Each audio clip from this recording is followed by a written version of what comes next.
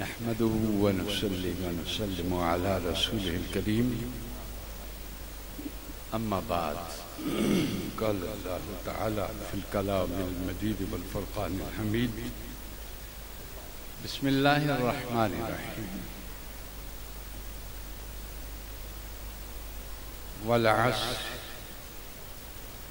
إن الإنسان لفي خسر إلا الذين آمنوا وعملوا الصالحات وتواصوا بالحق وتواصوا بالصبر صدق الله مولانا العظيم وصدق رسوله النبي الكريم اللهم صل على سيدنا ومولانا محمد وعلى آله وصحبه وبارك وسلم اللهم صل وسلم وبارك على ذات المحمدية والآل عدد خلقك يا الله يا الله يا رحمن يا رحيم يا حي يا قيوم برحمتك نستغيث میرے نہایت ہی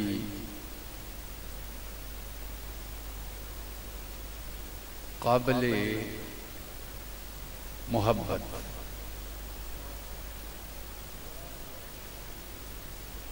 اور قابل احترام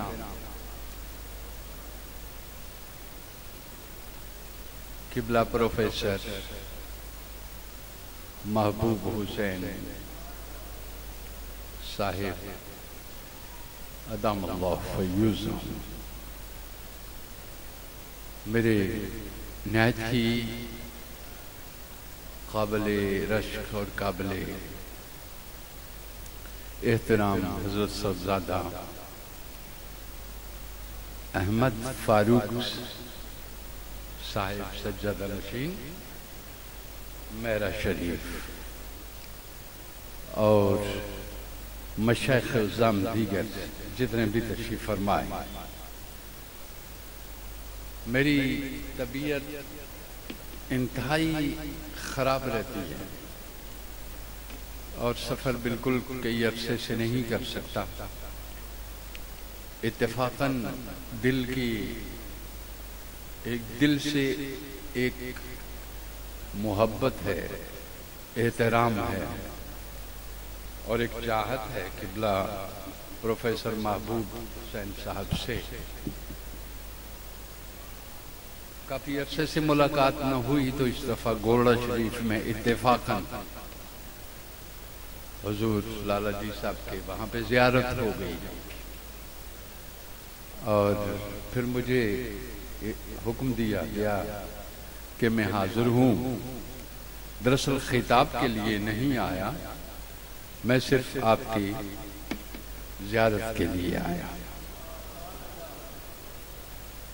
اور حضرت صاحبزادہ صاحب کی ملاقات کے لیے دوستو یہ عظیم الشان اجتماع اور یہ عظیم الشان لوگ کائنات سکڑ رہی ہے انسانیت بگاڑ کا شکار ہو گئی ہے آسمان نے ہم سے نگاہیں پھیر لی ہوئی ہیں زمین پہ ہمارا وقار ختم ہو چکا ہوا ہے عظمت کی بلندیوں سے ہم پستی کی طرف دھکیل دیے گئے ہیں اور وہ فقر جو اختیاری ہوتا تھا اور ایک فقر اضطراری ایک فقر وہ ہے جو الفقر سواد الوجہ فی الدارین ایک فقر وہ ہے جو دونوں جہانوں کی روسیائی ہے، اور ایک فقر وہ ہے جس کے لیے فرمایا گیا الفقر فخری، یہ فقر میرا فخر ہے۔ تو کائنات میں اس وقت پوری دنیا زوال کا شکار ہے،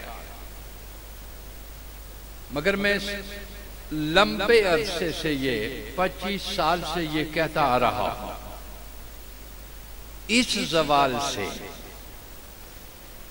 قوم کو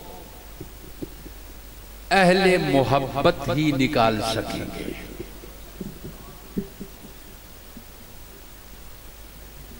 اہل محبت کون سے ہیں؟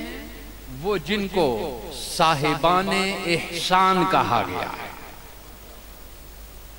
آپ کو پتا ہے کہ کبھی صحابیت تھی، پھر تابعیت تھی، پھر تابعیت تھی، یہ بدلتا رہا دو جی۔ پھر زہد تھا، ان کو زاہدان، زاہد کہا گیا۔ صحابہ اور تابعین کے بعد اور تبع تابعین کے بعد ادوار میں مختلف ہوتے چلے گئے۔ جتنا ہمارا قرب رسول اللہ سے کم ہوتا گیا، زمانہ رسالت مآب سے جتنا ہم دور ہوتے چلے گئے، اتنا ہی ہمارے اندر کی پیاس بجھتی گئی، طلب بجھتی گئی، اور اس پیاس اور طلب کو وہی لوگ بڑھا سکتے ہیں کہ جن کے پاس پیاس کا سامان بھی ہو اور آتش شوق بھی ہو۔ اس کے سوا نہیں کچھ بھی ہو سکتا۔ تو میں یہ آپ کو بتاتا رہا ہوں کہ 21ویں صدی، 30 سال سے میں یہ بتا رہا ہوں پوری دنیا میں کہ 21ویں صدی یہ اولیاء کاملین کی صدی ہے۔ کس کی صدی ہے؟ اولیاء کاملین کی صدی ہے، اور علماء ربانیین کی صدی ہے۔ علماء ربانیین کی صدی ہے۔ یہ دو لوگ ہیں قوموں کی تقدیر بدلنے والے، علماء ربانیین اور اولیاء کاملین۔ ایک ایمان کی معراج پہ ہوتے ہیں اور دوسرا احسان کی معراج پہ۔ اسلام ابتدا ہے۔ اسلام کیا ہے؟ ابتدا ہے۔ جب یہ احسان میں بدلتی ہے تو وہ آخری جملہ آتا ہے رسول اللہ صلی اللہ علیہ وسلم کا کہ الیوم اکملت لکم دینکم وَأَتْمَمْتُ عَلَيْكُمْ نِعْمَتِي وَرَضِيتُ لَكُمُ الْإِسْلَامَ دِينًا۔ اسلام جب تک دین میں نہیں بدلتا، دین میں نہیں بدلتا، اسلام ارتقا کر کے جب تک ایمان میں نہیں بدلتا، ایمان ارتقا کر کے جب تک احسان میں نہیں بدلتا، احسان ارتقا کر کے جب تک بصیرت میں نہیں بدلتا، بصیرت ارتقا کر کے جب تک قرب میں نہیں بدلتے، اس وقت تک نتیجہ کہیں بھی پیدا نہیں ہو سکتا۔ چاہے تم ہواؤں میں اڑو، فضاؤں میں پرواز کرو یا سمندروں پہ چلنے لگ جاؤ، نتائج پیدا نہیں ہو۔ میں آپ کو بتا رہا ہوں کہ ہم نے جتنا بھی وقت گزارا ہے، علماء نے اپنی ذمہ داریاں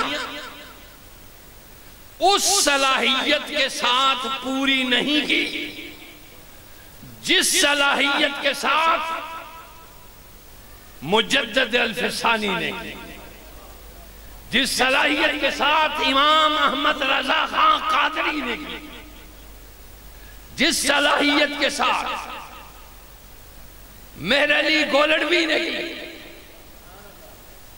جس صلاحیت کے ساتھ جمگٹھا کر لینا، لوگوں کو جمع کر لینا، مجمع بنا لینا، یہ تو نفس کی خوراک ہے۔ جہاں کہیں بھی جمع کرو لوگ جمع ہو جائیں۔ یہ کس کی خوراک ہے؟ نفس کی خوراک ہے۔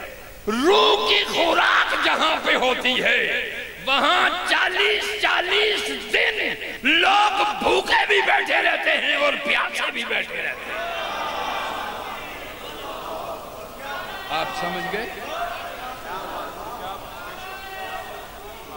آپ سمجھ گئے میری جان؟ رجوع کرو اپنے رب کی طرف۔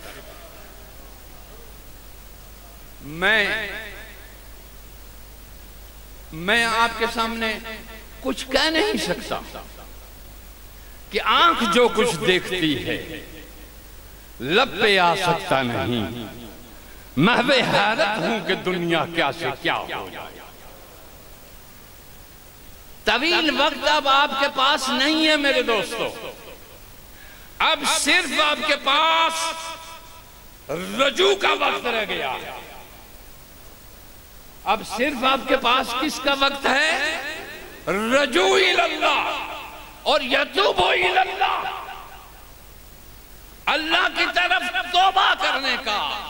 اور توبہ کا معنی کیا ہے؟ رجوع اللہ، اللہ کی طرف لوٹ، اللہ کی طرف لوٹنے کا وقت آ گیا ہے۔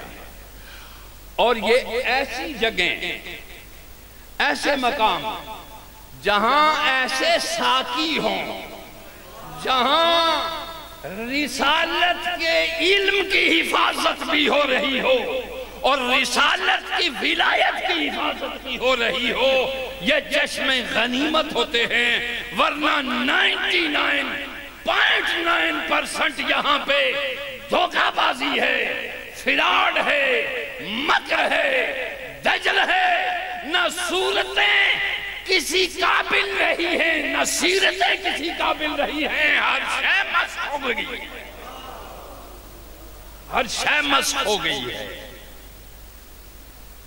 خدا کی خاطر اس مالک نے جس نے پیدا کیا، اس کی خاطر کبھی آنکھ نم ہو جائے تو سمجھو کہ ابھی کچھ، اقبال نے کہا تھا ذرا نم ہو تو یہ مٹی بہت زرخیز ہے۔ اور نم ایک اس کو کہتے ہیں جو صبح ہوتی ہے، اس کو کہتے ہیں شب نم۔ کیا کہتے ہیں اس کو؟ شب نم، شب نم۔ اگر صبح کے قطرے آسمانی بلندیوں سے چمکتے ہوئے ستارے بن کر گلگوں کباب پھولوں پہ نہ پڑے، وہ مسکرا نہیں سکتے۔ اور اگر رات تیری بھیگ نہ جائے اور تیری آنکھ سے نم نہ نکل آئے اور تیرا دل پگھل نہ جائے، بخدا بالائی کائنات میں تیرا کوئی نام نہیں پایا جا سکتا۔ کوئی نام نہیں ہوتا۔ یہاں خاندان کا کوئی نام نہیں ہے، یہاں نسل کا کوئی نام نہیں ہے، یہاں نسب کا کوئی نام نہیں ہے، یہاں شیخ کا کوئی نام نہیں ہے، یہاں عالم کا کوئی نام نہیں ہے۔ یہاں نام ہے تو ذرا نم ہو تو یہ مٹی بہت زرخیز ہے۔ یا تیری آنکھ روئے یا تیرا دل روئے۔ آپ سمجھ گئے؟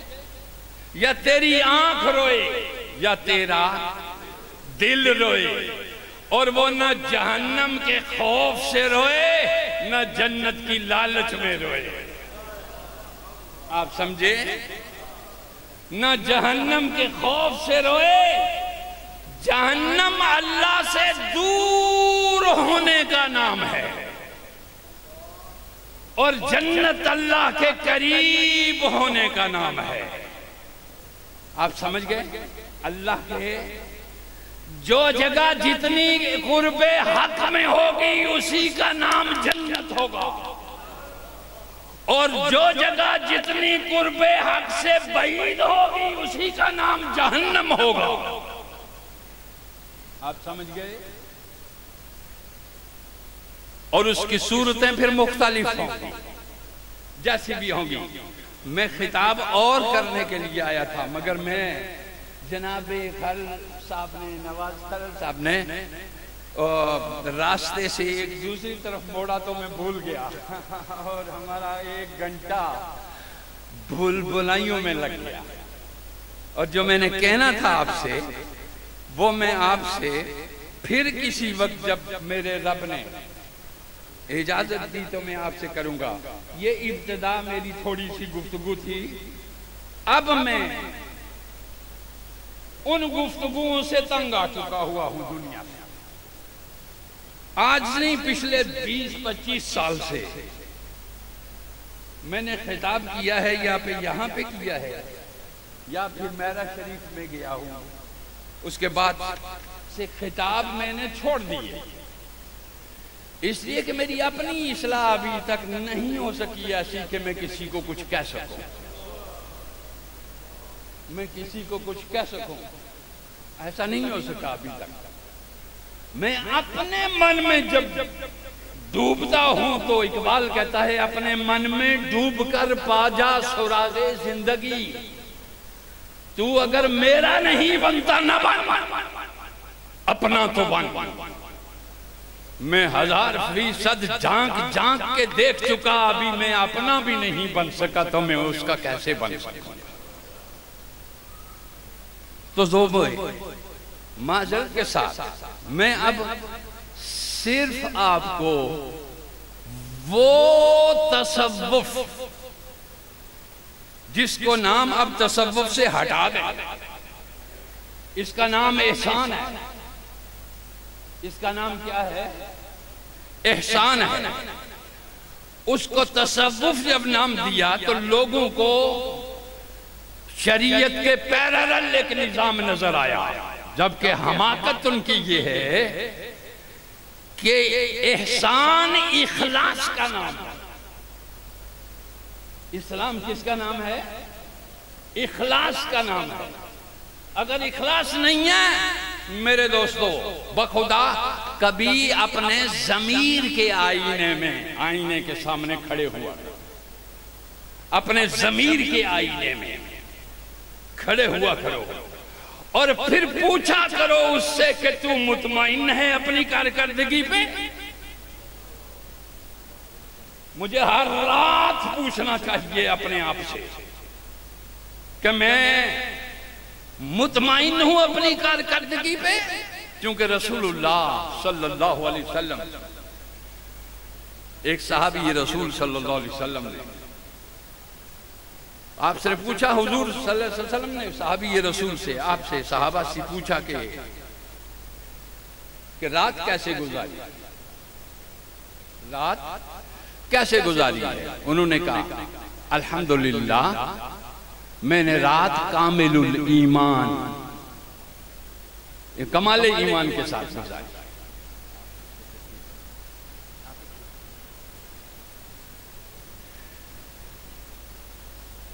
کہا کیا نشانی ہے تیرے ایمان کی کامل ہونے کی؟ انہوں نے کہا یا رسول اللہ جب میں سونے لگا تو میں نے اپنے دل میں جھانکا کہ اس دل میں کسی کے لیے بغض اور حسد اور ریاکاری تو نہیں ہے، اور اس دل میں کوئی خواہش تو نہیں ہے، کوئی آرزو تو نہیں مچل رہی۔ تو میں نے دیکھا کہ یہ دل مطمئن تھا، میں نے دیکھا کہ یہ دل مطمئن تھا، تو میں نے سمجھ لیا کہ میں کامل الایمان ہوں۔ حضور علیہ السلام نے فرمایا مبارک ہو تو ہی کامل الایمان ہے۔ لوگوں جو کرنے کی باتیں ہیں وہ میں آپ کو بتا رہا ہوں. بڑے طویل عرصہ سے علماء ربانیین نے، ہم لوگوں نے قرآن آپ کے سامنے پیش نہیں کیا. قرآن آپ کے سامنے پیش نہیں کیا. آپ سمجھئے قرآن اخفاء میں رکھا، ٹھیک ہے، قرآن محجور رکھا، قرآن بیان نہیں کیا، چونکہ قرآن کی تعلیمات پہ فرقے غالب آ گئے. کیا چیز غالب آ گئی؟ فرقے غالب آ گئے، خواہشیں غالب آ گئی، اور چیزیں غالب آ گئی. ہر شخص سوچے کہ قرآن ہم نے نہیں پیش کیا. مثلا قرآن کیا چیز ہے وہ جو آپ کو نہیں دی؟ میں آج چند ایک نمونے کے طور پہ حضور والا اجازت کرتا ہوں. سب سے پہلے دیکھیے، باہم جب گفتگو ہوتی ہے تو احسان کا تقاضا کیا ہوتا ہے؟ اگر آپ اپنے آپ کو متصوفین کہتے ہیں، صوفیہ کہتے ہیں، تو ہم اس کو محسنین کہتے ہیں، کیونکہ صوفی سے لوگ چڑھتے ہیں. ہم اس کو کہتے ہیں محسنین. یہ سپرلیٹیو ڈگری محسنین کی. قرآن میں آیا ہے مسلمین، مومنین، محسنین. اب قرآن سے جب پوچھو کہ مومنین کون سے ہیں تو وہ پوری تعریف بتاتا ہے کہ یہ لوگ. تو ہم نے کبھی پوچھا ہی نہیں. قرآن سے پوچھا کہ محسنین کون سے لوگ ہیں، فرمایا وہ ہیں جن سے آپ رب محبت کریں، جن سے اللہ خود محبت کرے. وہ کون سے ہیں؟ محسنین ہیں. اور فرمایا مسلمین کون سے ہیں؟ کہا جو کھانے پینے اور قبرستانوں میں مسلمانوں کے دفن ہونے کا حق جن کو حاصل ہو جائے وہ مسلمین. ٹھیک ہے، مسلمان ہونے کا اتنا فائدہ ہے کہ جنازہ پڑھ لے گا کوئی. ٹھیک ہے، جنازہ، یہ مسلمان ہونے کا فائدہ بتا رہا ہوں. آپ کو فائدہ یہاں پہ پہنچے گا اگر آپ مسلمان ہیں کہ نہلا دے گا کوئی، وہ بھی خوش قسمتی ہے. کفنا دے گا کوئی، وہ بھی خوش قسمتی ہے. جنازہ پڑھ دے گا کوئی، وہ بھی خوش قسمتی ہے. کوئی دعا کر دے گا، کوئی نہیں کرے گا. کوئی کرے یا نہ کرے. یہ بھی ایک بات ہے. مسلمانوں کے قبرستان میں تجھے کلمے کے ساتھ لے جا کے دفنا دیا، بس یہ مسلمانی کے بینیفٹس ہیں. اس کے سوا نہ یہاں کوئی بینیفٹس ہے نہ آخرت میں کوئی بینیفٹس. آپ سمجھ گئے؟ قرآن پڑھ کے دیکھیے، مسلمان ہونے کے صرف یہ بینیفٹس آپ کو ملیں گے. یا اگر مال و دولت ہے تو وہ تقسیم ہو جائے گا قرآنی روح سے ورثہ میں. لیکن مسلمان یہ بھی ایک بڑا درجہ ہے.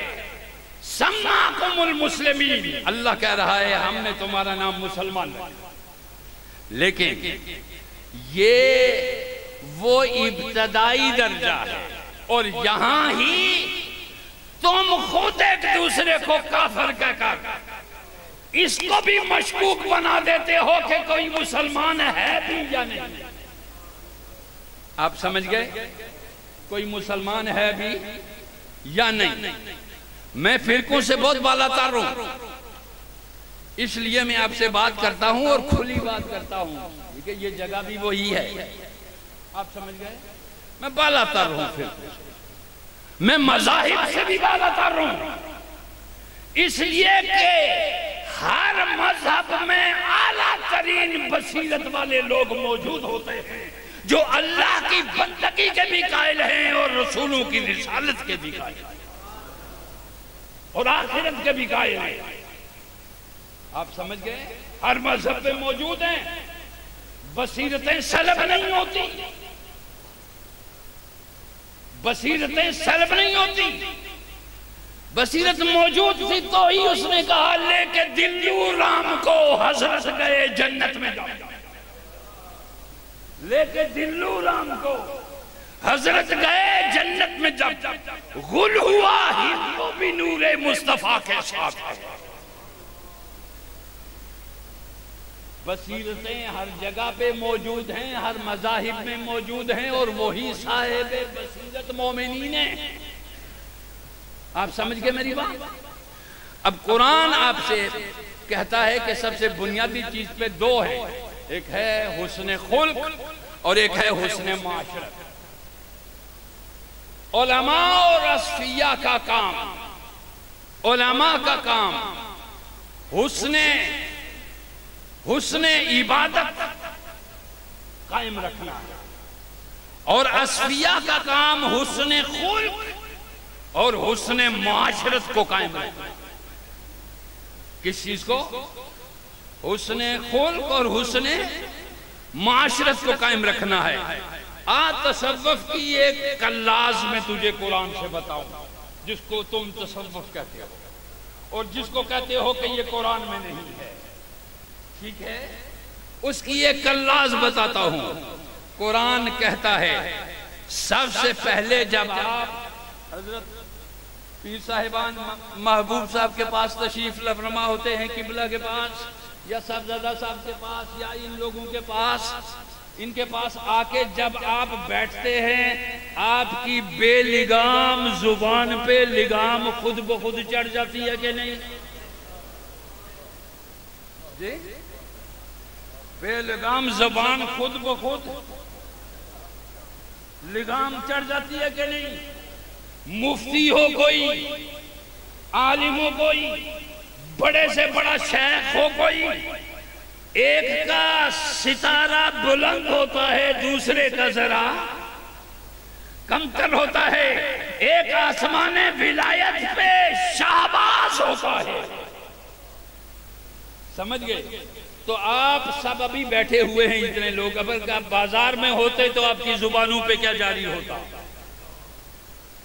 اب آپ یہاں بیٹھے ہوئے ہیں، تو جتنی دیر آپ یہاں بیٹھے ہوئے ہیں آپ کی زبانیں یاوہ گوئی سے بند، آپ کی آنکھیں غیر محرم سے بند، آپ کے خیالات تمام کے تمام کلوز کر کے اس میگنیٹک فیلڈ نے اپنے گرد گرد گھما دیے۔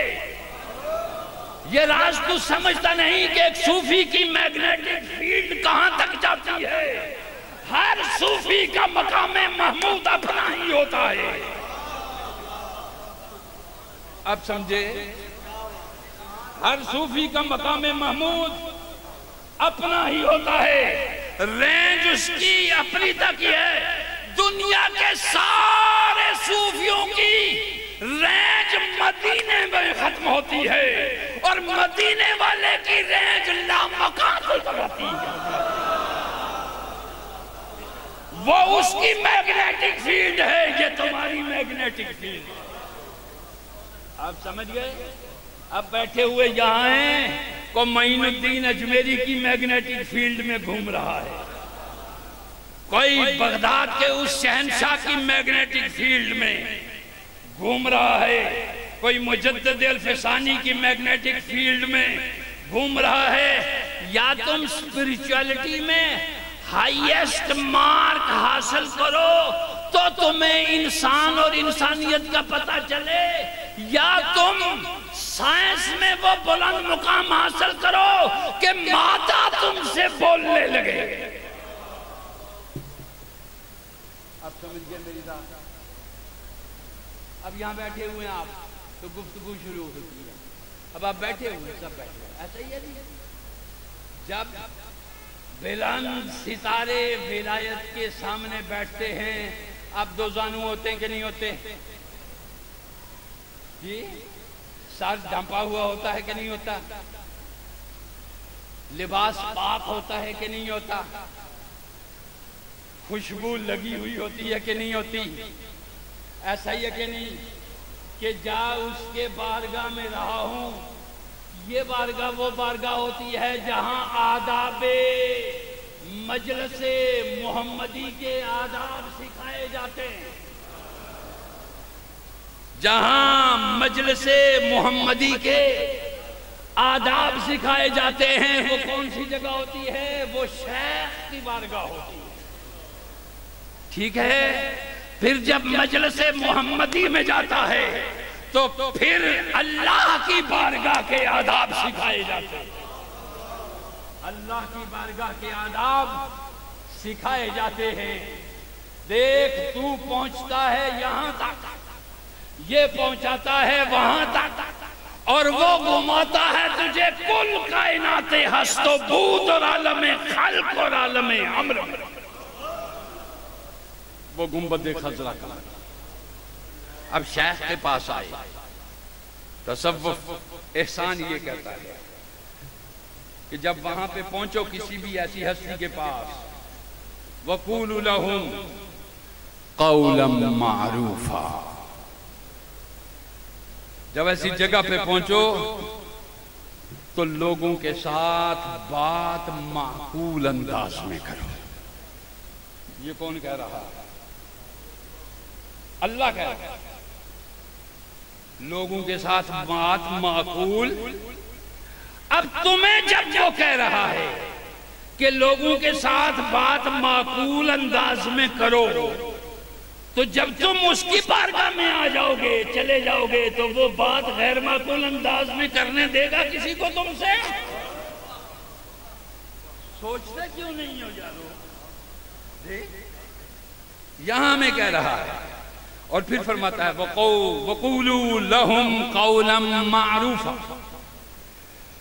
یہ 5 نمبر سورہ ہے، 4 نمبر آئے. پھر بات جب کرو تو حسین انداز میں.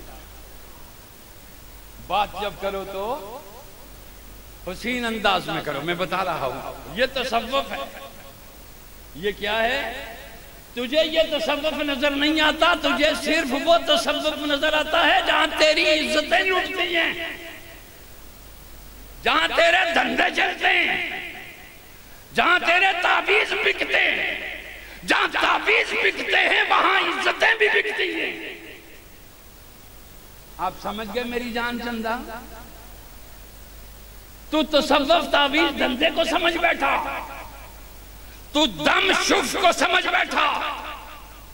تصوف دل کو پگھلا کر، موم کی طرح بنا کر مصطفیٰ کی گزرگاہوں میں بچھانے کا نام ہے.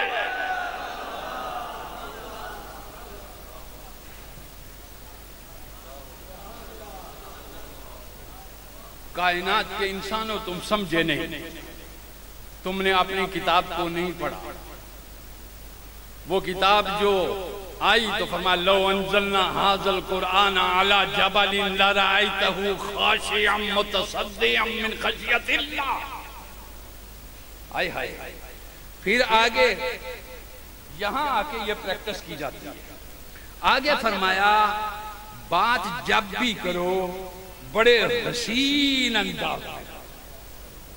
بات جب بھی کرو بڑے، یہ اخلاق سکھایا جا رہا ہے. صوفیہ کا کام کیا ہے؟ اخلاق سکھانا. اب یہ اخلاق تصوف ہے کہ نہیں؟ اور یہ تصوف قرآن میں ہے کہ نہیں؟ یا یہ قرآن سے باہر ہے؟ یا یہ کسی کی کہانی ہے؟ تیرا مرض ہے صوفی کو ماننے والے. تیرا بیماری یہ ہے کہ تو صحیح صوفی کو نہیں جانتا، اس لیے ٹانک ٹوئیاں مارتا ہے اور قرامتوں کی کہانیاں سنا کے گزارا چلاتا ہے. تجھے کرامت سنانے کی ضرورت ہی نہیں ہے اگر استقامت کا پہاڑ تیرے سامنے کھڑا بیٹھا ہوا ہے. الاستقامت فوق الکرامت. بادشاہ بھی آئے تو باہر کھڑا ہو جائے، بھئی میری مرضی آئی تو میں ملوں گا، نہیں آئے تو نہیں ملوں گا میں. کہ یہاں پروٹوکول اور ہے. یہاں کوشش کرتے ہیں لوگ، سلسلہ چشتیہ کا کوئی بزرگ کبھی کسی بادشاہ کی خانقاہ میں نہیں گیا، سمجھ لے گیا؟ حضور غوث الاعظم، آپ جب صوفی کہلاتے ہو پھر غوث اعظم کی 11ویں تک تو محدود نہ ہونا، پھر بادشاہ بھی آئے کوئی اسے کہو تجھے کوئی کام ہے تو باہر بیٹھ ٹھہر، واللہ غالب علی امرہ، میں اللہ کے امر کے تابع ہوں، جب وہ مجھے ملاقات کرائے گا تو میں کروں گا، نہیں کرائے گا تو نہیں کروں گا،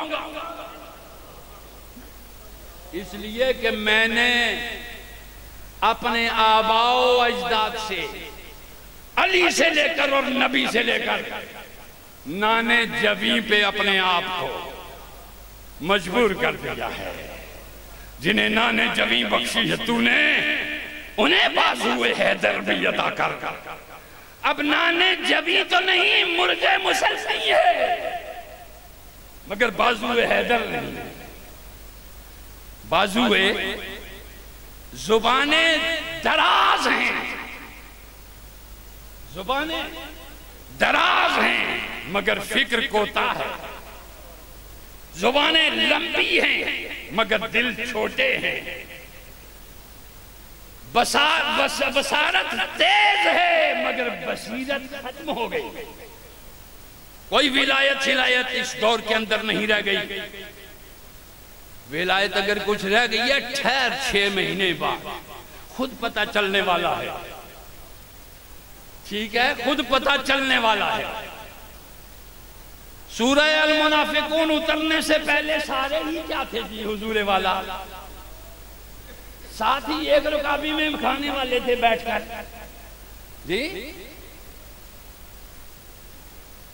خیر اللہ آزمائے بغیر نہیں چھوڑے گا تجھے، ابھی دودھ کا دودھ اور پانی کا پانی ہونے والا ہے، جو صحیح ہوگا وہی بچ پائے گا،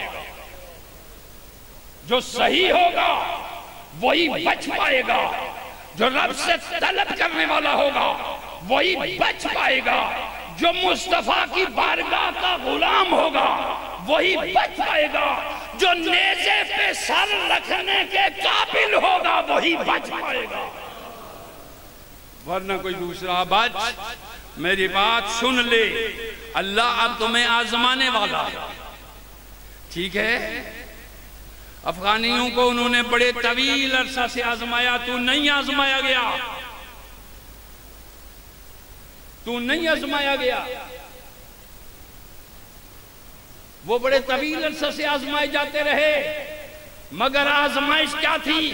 ایک سپر پاور کو بھی پاؤں میں کچلا، دوسری کو بھی پاؤں میں کچلا، تیسری کو بھی پاؤں میں کچلا، کچلا کہ نہ کچلا،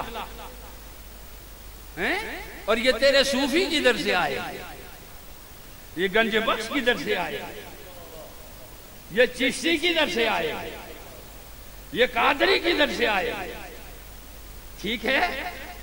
عرب سے وہی راستہ ہے اور یہاں پہنچنے کا،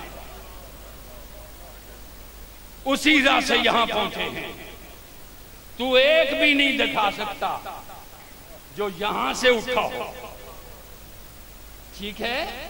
کیونکہ خون دینے والے اور ہیں اور دودھ پینے والے اور ہیں۔ میری جان، اے اہل پنجاب، تمہاری آزمائشیں بھی اب ہونے والی ہیں اور ہوں گی، میری بات کو بس یاد رکھو، میں صرف یہ بات کہتا ہوں کہ اللہ نے کہا بات کو بھی کرتے ہو تو حسین انداز میں کرو، یہ تصوف کی دوسری کلاس میں بیان کر رہا ہوں، وَقُولُوا لِلنَّاسِ حُسْنًا، لوگوں کے ساتھ۔ دیکھیے ہر آدمی، یہ اتنے لوگ بیٹھے ہوئے ہیں سامنے، کوئی بھی علم کیافہ کا ماہر، ٹھیک ہے؟ کل کل یعمل علی شاکلۃ فربکم اعلم بمن هو اہدی سبیلا، ہر شخص کا چہرہ اس سانچے میں ڈلا ہوا ہے جو اس کی سوچ ہے، اس سانچے میں ڈلا ہوا ہے جو اس کی سوچ ہے۔ اللہ اسی لیے کہتا ہے اتقوا من فراست المومن فإنه ينظر من نور اللہ، کہ مومن کی فراست سے ڈرا کرو کہ وہ اللہ کے نور سے دیکھتا ہے، وہ اس سانچے کو دیکھتا ہے جو بنا ہوا ہے۔ آپ سمجھ گئے میری بات؟ وہ سانچہ آپ کا اسی طرح ڈھلتا جائے گا جس طرح تیرا انداز تخیل ہوگا، جس طرح تیرا انداز تکلم ہوگا، جس طرح تیرا فکر عمل ہوگا، اسی طرح تیرے فیس کا سانچہ بھی بدلتا جائے گا۔ تیری آنکھ بھی بدلتی جائے گی، تیری ناک بھی بدلتی جائے گی، تیری پیشانی بھی بدل جائے گی، چونکہ کل شیء ناخذ بناصیتہا، اس نے ہر چیز کو پیشانی سے پکڑ لیا۔ کیا مطلب؟ یہاں سٹیمپ لگا رکھی ہوئی ہے اس نے کہ جو کچھ بھی تو پیچھے کر رہا ہے، یا اب سائنس 3000 ایئر پیچھے تو کیا تھا اور 3000 ایئر تو بعد میں کیا ہوگا، اب اتنا تو سائنس بھی جان گئی ہے کہ تو پہلے کیلا تھا یا سیب تھا، کس نے کھایا، وہ حلال تھا یا حرام تھا، اس میں پازیٹیو انرجی تھی کہ نیگیٹیو انرجی تھی۔ او خدا کے بندو، جنہیں تم کافر کہتے ہو وہ بصیرت میں تم سے آگے نکل گئے، تم لگڑتے رہو ماتھے زمینوں کے اوپر مگر دل تمہارے نہیں بدلتے، تم مگڑتے ہو ماتھے زمینوں کے اوپر مگر فکریں تمہاری ارتقا نہیں کرتی، تم باندھتے رہتے ہو کئی تاروں کی پگڑی مگر تمہارے افکار اور تخیلات میں بلندی نہیں آتی۔ قرآن نے کیا کہا سنو، حسین انداز میں گفتگو کرو، اور حسین انداز میں گفتگو کرنے کا چہرہ بھی رب اسی طرح کا بنا، ایسا بنا دیتا ہے کہ نہیں میرے والا چہرہ بھی۔ دیکھیں یہ جو گویے ہوتے ہیں نا، گویے سے بھائی موسیقی جو گاتے ہیں، سینکڑوں کو دیکھو، میرا کام ہی روز کسی چوک میں کھڑے ہو کر تجزیہ کرنا ہے کہ یہ جو گزر رہا ہے یہ کون ہے۔ اب میں کتابیں پڑھنی چھوڑ دی، اب میں بیٹھ کے انسانوں کو پڑھتا ہوں اور اپنی حالت کو دیکھتا ہوں روز بروز کہ یہ کیا منہ میرا دکھانے کے قابل ہوا ہے وہاں پہ کہ نہیں۔ خدا کے بندو، قرآن کہتا ہے جو بات بھی کرو حسین اور متوازن انداز میں، حسین اور متوازن انداز میں کرو۔ کیا کہتا ہے؟ وَقُلْ لِعِبَادِي يَقُولُ الَّتِي هِيَ أَحْسَنُ، میرے بندوں سے کہو جو بات بھی کریں حسین اور متوازن انداز میں، حسین اور متوازن انداز میں چلے۔ چیخنے والا، چلانے والا، ٹھیک ہے، غصے والا شخص، ٹھیک ہے، جو ہر بات پہ کاٹے، اس کا چہرہ ویسا ہی ہو جاتا ہے، ویسا ہی ہو جاتا ہے، پھر اس کے اندر کی میگنیٹک ریڈیشن ختم ہو جاتی ہے، ختم ہو جاتی ہے۔ یہ میگنیٹک فیلڈ ہے، مجھے پوری دنیا میں کوئی بادشاہ بھی اس وقت کھینچ کے نہیں لے جا سکتا، کیونکہ مجھے کسی سے کوئی کام ہی نہیں۔